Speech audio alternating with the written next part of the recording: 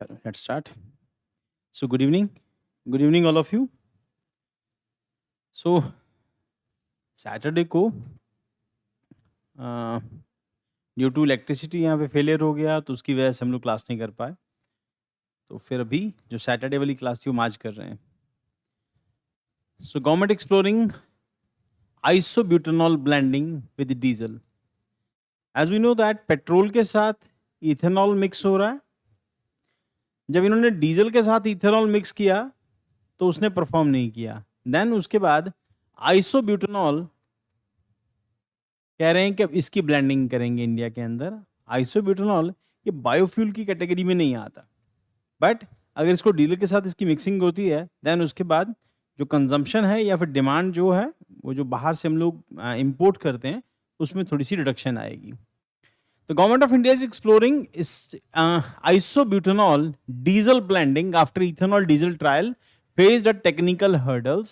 The Automotive Research Association of India (ARAI) is testing 10% of blend of SS compatibility the farmer income benefits. अब now the point is हम लोगों ने discuss किया हो कि जैसे इथेनॉल की ब्लेंडिंग के बाद से फार्मर्स की भी इनकम इंक्रीज हुई है और उसके साथ कई सारे और पॉजिटिव इफेक्ट्स हैं। ऑल्दो जो BS4 इंजन हैं उनके ऊपर उसका बैड इम्पैक्ट है, इसमें कोई शक नहीं है इथेनॉल ब्लेंडिंग के बाद। अब हम लोग डिस्कस करते हैं इसका सोल्यूशन जो है। जिन लोगों के पास पुराने व्हीकल्स हैं उनके पास सोल्यूशन तो भाई वही है कि आप हाई ऑक्टेन वाला पेट्रोल जो है वो यूज़ करो। कंपैरेटिवली महंगा तो होगा बट कम से कम इंजन को उतना नुकसान नहीं पहुंचेगा। गवर्नमेंट तो इथेनॉल ब्लेंडिंग करेगी, हाँ, और जो पुराने इंजन हैं उनको क्योंकि कंपैटिबल भी नहीं थे। हालांकि क्रिटिसिज्म भी कहीं ना कहीं गवर्नमेंट को इस सेक्शन को लेके क्रिटिसिज्म भी हो रहा है कि आपने कोई टेस्टिंग नहीं की, यूरोपियन नॉर्म्स के अकॉर्डिंगली आपने फिक्स कर लिया। इंडियन गाड़ियाँ जो हैं वो यूरोपियन नॉर्म्स के अकॉर्डिंगली फुलफिल नहीं होती या फिर बनती भी नहीं, मैन्युफैक्चरिंग वैसी नहीं होती। सो आपने जो सोच के मैन्युफैक्चरिंग की है, इथेनॉल की जो ब्लेंडिंग शुरू की है आपने प्रीवियस कार्स के लिए, कोई ना कोई अल्टरनेटिव ज़रूर देते। ऐसी क्या जल्दी थी कि 2030 वाला काम 2025 में करना था। अब कई सारे इश्यूज़ हैं, गवर्नमेंट का क्रिटिसिज्म हर काम को लेके होता है, अच्छा करे तो, बुरा होता है करे तो। अब सही और गलत हमेशा होता है। इथेनॉल ब्लेंडिंग से कुछ हद तक तो गाड़ियों के ऊपर इम्पैक्ट पड़ेगा, उनकी वेयर एंड टियर ज़्यादा है और गाड़ियाँ जो हैं कंपैरेटिवली जल्दी ख़राब हो जाएँगी, इसमें कोई शक तो नहीं है फ़िलहाल। बट फिर वही पॉइंट है कि अब या तो एनवायरनमेंट देखोगे या फिर कुछ ना कुछ इंडिया में मिडिल क्लास जो है बड़ी मुश्किल से गाड़ी लेता है बेचारा, फिर उसके बाद इनकी वजह से गाड़ियों में दिक्कत जो है थोड़ी बहुत ही आएगी। और अभी देखो लेट्स सी गवर्नमेंट आगे चल के क्या करती है। अब करना तो क्या है, अल्टीमेटली इथेनॉल मिक्स करके ही आएगा। और जो हम लोग पेट्रोल बाहर एक्सपोर्ट कर रहे हैं उसमें कोई ब्लेंडिंग नहीं करके बेचते, इथेनॉल करके नहीं बेचते। हम जो बाहर एक्सपोर्ट कर रहे हैं इंडिया से, रशिया से इंडिया पहुंचता है, इंडिया से उसको हम लोग रिफाइन करते हैं, रिफाइन करके बाहर बेच देते हैं, उसमें कोई इथेनॉल मिक्स नहीं कर रहे। और वो कंट्रीज खुद से करेंगी या नहीं करेंगी वो एक अलग इशू है, अलग बहस है। सो अभी क्या है कि डीजल पेट्रोल में तो इथेनॉल मिला लेंगे। अब डीजल के लिए इथेनॉल जो है परफेक्ट नहीं है, वो ठीक से उसने परफॉर्म नहीं किया। देन उसके बाद आइसोब्यूटेनॉल कह रहे हैं कि इसका जो है अल्टरनेटिव हो सकता है। Ethanol blending is a key component of India's biofuel strategy. Petrol blending with ethanol has been successful, 20% achieved ahead of the schedule. हमने डिस्कस किया कि 2030 में ये पूरा करना था, 2025 में अचीव कर लिया।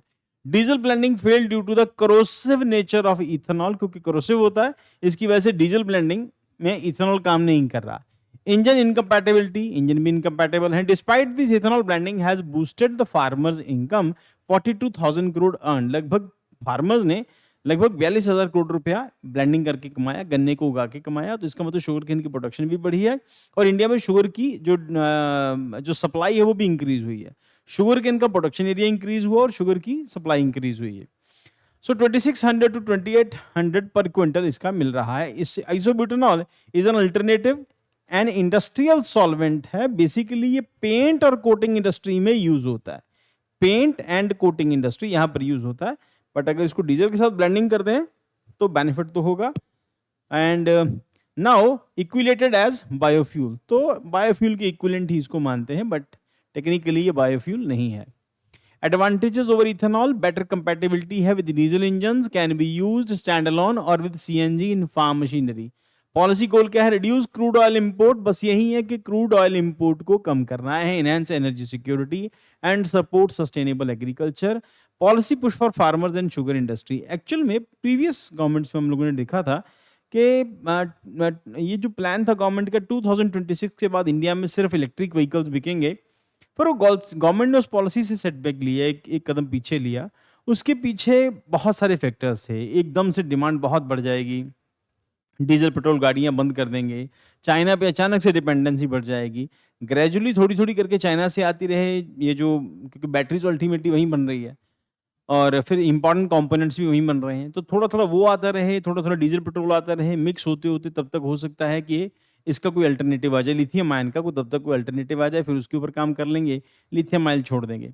तो फिलहाल तो प्लस जैसे यूरोप में है, यूरोप में तो प्लान यही है ना कि अब 2025 के बाद वहां पर डीजल पेट्रोल गाड़ियां, जिसको आइस इंजन वाली गाड़ियां कहते हैं, इंटरनल कम्बशन इंजन वाली गाड़ियां, वो नहीं बिकेंगी। अब उसके साथ ये वाली गाड़ियां आने से एडवांटेज तो है, बट ये कि जब तक वो नहीं आता कंप्लीटली फुली इंडिया कंपैटिबल नहीं हो जाता, और तब तक के लिए ये अल्टरनेटिव्स काम करते रहेंगे, ethanol and isobutanol. So clear 96% of cane dues due to the current session government measures जो हैं। उसके बाद encouraging advantage ethanol technology, 2G 3G biofuels, residue and bamboo. उसके बाद फिर आगे चल के नेक्स्ट जनरेशन जो है बायोफ्यूल्स के ऊपर गवर्नमेंट काम करेगी, उसमें बैम्बू भी आ रहा है, रेसिड्यूज भी आ रहे हैं 3G बायोफ्यूल्स की कैटेगरी के अंदर। द इस्मा कनकेव, इस्मा concave revision demanded by FRP of sugarcane and MSP on sugar unchanged since 2019। अब यहाँ पर हम लोग शुगर प्राइसेस को लेके आते हैं, जैसे शुगर प्राइसेस में एमएसपी होता है, एफआरपी होता है, तो उसमें रिवीजन की डिमांड हो रही है कि अब जो हो रहा है तो उसको इंक्रीज किया जाए। Request for 2 million ton increase in export quota 25-26। Rational क्या है? To ensure better price realisation and global competitiveness. Growth in sugar and ethanol production, जिसको हमने डिस्कस किया, शुगर केन प्रोडक्शन इंक्रीज हुई है 40% in last decade, more than 40% के आसपास last decade के अंदर शुगर केन की प्रोडक्शन इंक्रीज हुई है, गन्ने की खेती बढ़ी है। गुड इवनिंग बेटा। देन उसके बाद शुगर आउटपुट 58% इंक्रीज हुआ है, शुगर आउटपुट भी इंक्रीज हुआ, फार्मर की इनकम इंक्रीज हुई, एरिया इंक्रीज हो रहा है। देन इसमें estimates 39.4 million ton sugar output in current session, 20% growth and year on year growth. उसके बाद integration of the sugar energy policies can maximise resources utilisation and farmer welfare. UPSC prelim के लिए कौन कौन से क्वेश्चंस आएंगे? अब देखो बेटा, आपके पास इथेनॉल हम लोगों ने इतनी बार डिस्कस कर चुके हैं, इसके बेनिफिट्स ये वो सब। उसके बाद अभी रिसेंटली शुगर केन की प्रोडक्शन इंक्रीज हुई है, उसके बाद फार्मर्स की इनकम इंक्रीज हुई है, शुगर की प्रोडक्शन इंडिया में इंक्रीज हुई है, तो India became the one of the largest sugar producer in the world. So which of the following is the advantages of isobutanol over the ethanol blending with diesel? High compatibility with diesel engines, non-corrosive nature है, can be blended with CNG and use of tractors। तो answer is D, 1, 2 and 3 तीनों सही हैं। Consider the following statements regarding the biofuel policies in India. Ethanol blending in petrol has already achieved the 20% target ahead of the schedule. Ethanol blending with diesel has been more successful than with petrol. Then government is promoting 2G and 3G ethanol from the bamboo and crop residue। ये तो सही है, इसका मतलब answer is 1 and 3 only। 2 is not correct, it was 2 was ethanol blending with diesel has been more successful than petrol। नहीं, ऐसा नहीं है, तो पेट्रोल में सक्सेसफुल है, डीजल में सक्सेसफुल नहीं है वो। उसके बाद with reference to the sugar sector in India, consider the following. India is the world's largest producer of sugar cane. Fair and remunerated price, FRP जिसको कहते हैं, fixed by the Commission of Agriculture Cost and Prices CACP। Minimum support price MSP sugar has been remained unchanged since 2019। तो ये सही है, answer is 1, 2 and 3 तीनों सही है, D is the right answer. तो देन उसके बाद यूपीएससी मेंस के लिए बेटा ये क्वेश्चन है, इसको आप देख लेना, ये मेंस के लिए 2 क्वेश्चंस हैं, उसके बाद इनका आंसर राइटिंग टिप यहाँ पे दिया हुआ है।